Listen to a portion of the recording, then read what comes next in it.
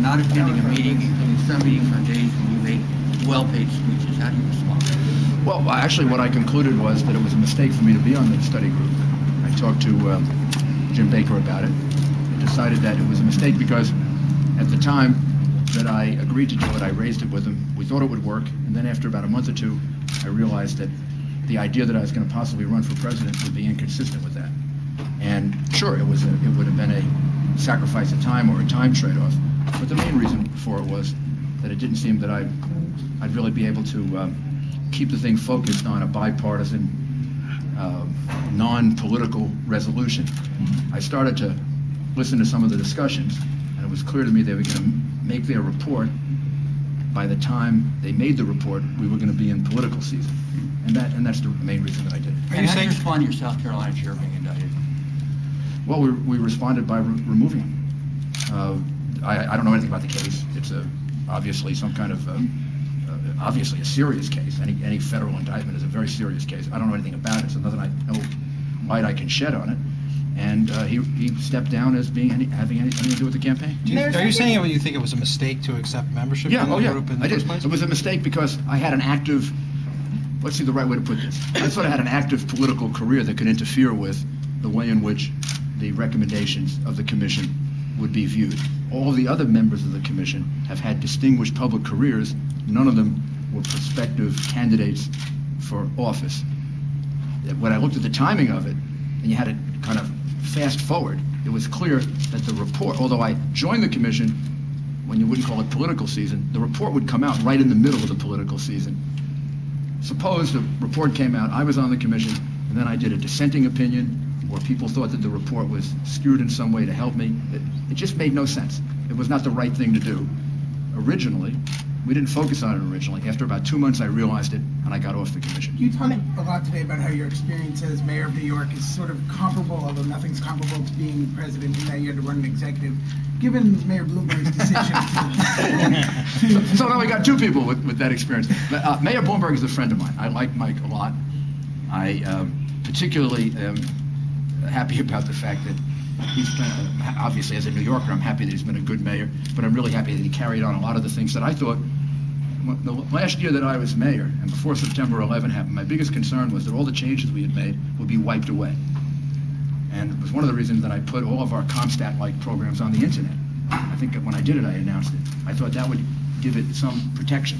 If we had it on the internet, if all of a sudden another mayor came along and did away with them, all you guys in the press would say, how come you're not giving out crime statistics anymore? How come you're not giving out welfare statistics anymore? That's the way accountability works in government. Mike's election preserved most of that, if not all of it. In some cases, even improved it.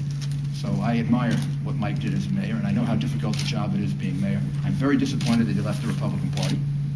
I'm a Republican. It does give me back one of my jokes that I used to use to great applause and laughter at one time, which is that I'm the first Republican elected in 25 years and the first one to remain a Republican in 50.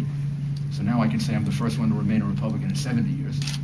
But I have nothing bad to say about Mike, except I am disappointed that he left the Republican Party. Do you feel any sense of disappointment, though, or even some have suggested possibly betrayal? Your assistants perhaps put him in the mayor's job. Now he's potentially a challenger to you for president.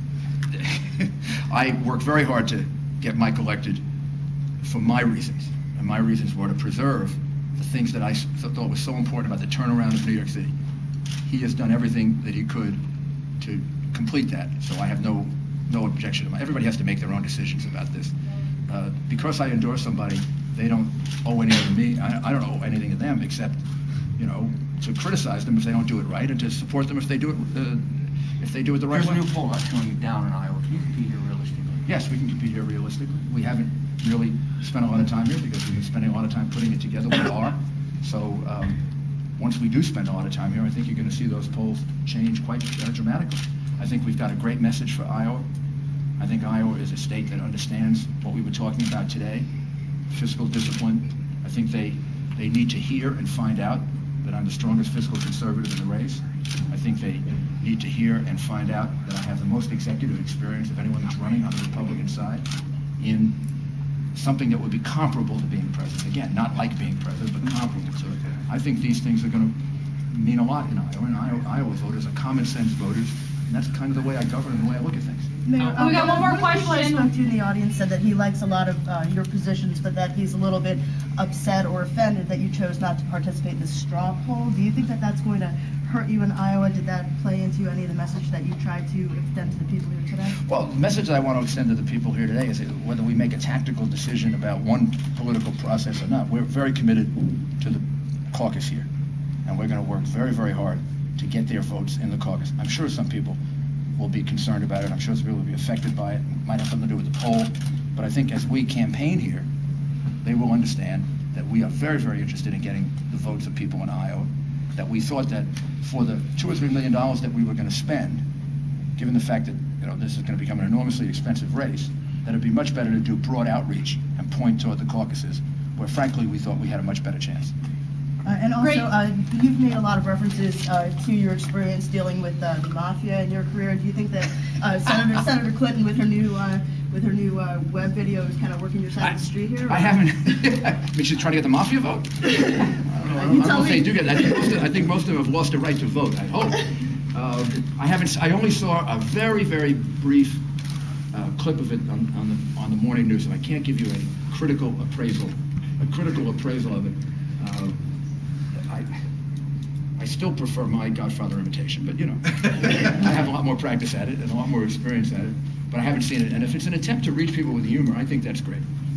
I think we're. Can you give us your Godfather? I think we need. I'm not going to do my Godfather imitation right now because Why not?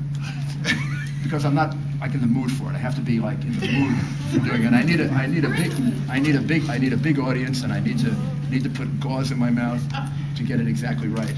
And now I'll be critically appraised and compared to but I seriously think that using humor in these campaign ads is a good idea, whether it's a Democrat or a Republican. I don't know if the humor works. I have to see it. Thanks for